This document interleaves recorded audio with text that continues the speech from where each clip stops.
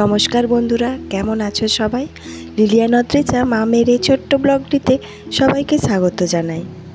আজ শুক্রবার, এখন আমরা সোজা বেরিয়ে পড়েছি স্কুলের পথে। এখন সকাল 6:15 মতো বাজে।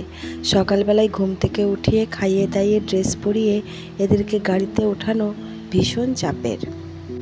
আর মাঝে মাঝে বোম ফাটানো তো চলছেই, তাই 7-5 মিলিয়ে ওদের আর স্কুল যাওয়ার ইচ্ছেটাই নেই। স্কুল আসা যাওয়ার পথে এই বিশাল প্যান্ডেলটি রাস্তার ধারেই পড়ে। আস্তে আস্তে প্যান্ডেলটি নিজের আকার ধারণ করেছে, প্রায় কমপ্লিটের মুখে। এই রকমভাবে বেশ কয়েকটি প্যান্ডেল বড়সড় হয়েছে। এরপরেই যে প্যান্ডেলটি, সেটি এবছর 75 বছর, তাই এটি বিশাল করে আয়োজন করা হচ্ছে। আর প্যান্ডেলটি এবং চারিদিকে লাইট দিয়ে ভারী সুন্দর দেখতে করেছে।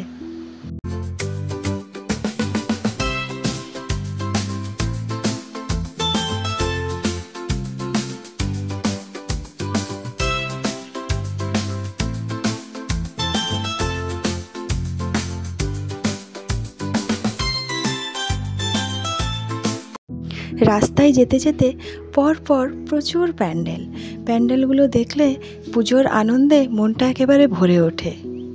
বেশ কয়েকদিন ধরে তো আরবার অদ্রিজা পড়াশোনাই করছে না। আসলে মহালয়াটা পেরিয়ে যাওয়ার পরই পুজোর একটা আমেজ চলে আসে, বোম ফাটানো শুরু হয়ে যায়, তাই ওদের পড়াশোনায় মনও বসছে না। এরপরে সোজা আমরা স্কুলের দরজায় পৌঁছে গেছি। গাড়ি থেকে এক এক করে আমরা নামছি। প্রথমেই আসবে অদ্রিজার গাড়ি, তারপরে কিছুক্ষণ পরে আরবের গাড়ি। আমরা এখন স্কুলের মধ্যে ঢুকে আমি আমার ব্যাগগুলো সব রেখে দেব, তারপরে ওখান থেকে অদ্রিজাকে গাড়িতে তুলব। স্কুলে সব ব্যাগপত্র রেখে এখন গেটের বাইরে বেরোচ্ছি। অদ্রিজার গাড়ি একটু পরেই চলে আসবে। দেখতে না দেখতে ওর গাড়িটা ঢুকে গেল। আর তো মাত্র কয়েকটা দিনই স্কুল হবে, তারপরে ছুটি পড়ে যাবে, তাই এখন আর অফ করতে দিচ্ছি না। স্কুল যাওয়ার ইচ্ছে ছিল না, তবুও। এই দেখো, আরবকে নিয়ে ড্রাইভার আঙ্কেল কত মজা করে। আসলে ওকে কোলে তুলে বলে, তুইও আমার সাথে চল।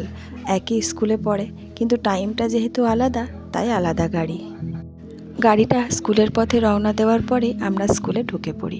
আরবকেও নির্দিষ্ট সময়ে গাড়িতে চাপিয়ে দিয়েছি। এখন আমাদের স্কুলে চলছে অ্যানুয়াল প্রোগ্রামের রিহার্সেল।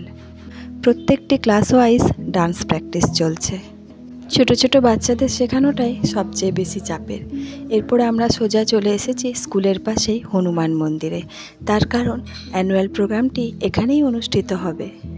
এই মন্দির চত্বরটি বেশ বড়সড় জায়গা জুড়ে তৈরি হয়েছে, তাই আমরাও একবার দেখে নিচ্ছি কিভাবে প্যান্ডেলটা করা হবে, কতটা জায়গা জুড়ে হবে, স্টেজটা কত বড় হবে, এই সব।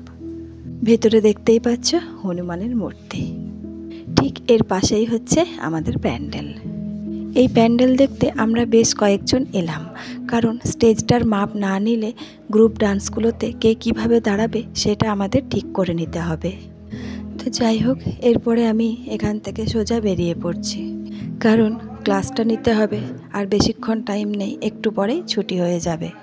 ছুটি হওয়ার পরে আমি সোজা চলে গিয়েছিলাম সন্তোষী মা উদযাপনের অনুষ্ঠানে।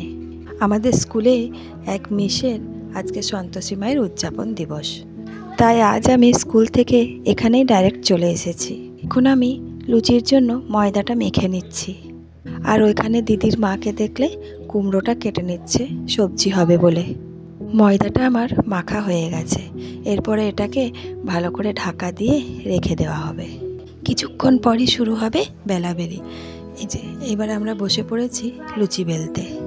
একদিকে যেমন লুচি বেলা চলছে, অন্যদিকে তেমনি সবজি আর ডাল হচ্ছে। এখানে আমরা 3 জন মিস এক জায়গায় জড়ো হয়েছি, তাই গল্প গুজব আনন্দ করে খুব সুন্দর কাটছে। আর এদিকে সব বাচ্চা ছেলেদের ভিড়। 16টি বাচ্চা একসাথে বসে এখানে খাবে। আমাদের ওইদিকে লুচি ছাকা চলছে, তাই এদিকে ছেলেদেরকে বসিয়ে খাওয়ানোও চলছে। ছেলেগুলিকে যতক্ষণ না বসানো হলো, তার আগে পর্যন্ত সমানে দুষ্টুমি করে গেল। আসলে ছোট ছেলে, তাদের স্বভাবে এরকম, বদমাশি করবে, তবে তো এই করতে করতেই বড় হয়ে যাবে। সমস্ত খাওয়া দাওয়া হয়ে যাওয়ার পর আমরাও খাওয়া দাওয়া করে নিলাম। তারপর এখান থেকে সোজা বেরিয়ে পড়ছি। আকাশটা একেবারে মেঘে ঢাকা, খুব অন্ধকার করে এসেছে। ওই দেখো আরও আমার কথা না শুনেই আগে আগে বেরিয়ে পড়ছে। স্কুল থেকে ফেরার পথে ওকে আমি এখান থেকেই নিয়ে নিয়েছিলাম। আকাশ একেবারে কালো হয়ে এসেছে, একটু পরেই হয়তো বৃষ্টি নেমে যাবে। তো চলো বন্ধুরা, আজকের ব্লগটা আমি এখানেই শেষ করছি। তোমাদের কেমন লাগলো একটা কমেন্ট করে জানিও। ভালো লাগলে লাইক করো, আর যারা যারা সাবস্ক্রাইব করোনি তারা প্লিজ সাবস্ক্রাইবটা করে দিও। আর তোমরা সবাই খুব খুব খুব ভালো থেকো, সুস্থ থেকো আর আনন্দে থেকো। দেখা হবে খুব শিগগির পরের একটা ব্লগে। তোমরা সবাই খুব ভালো থেকো, সুস্থ থেকো আর আনন্দে থেকো।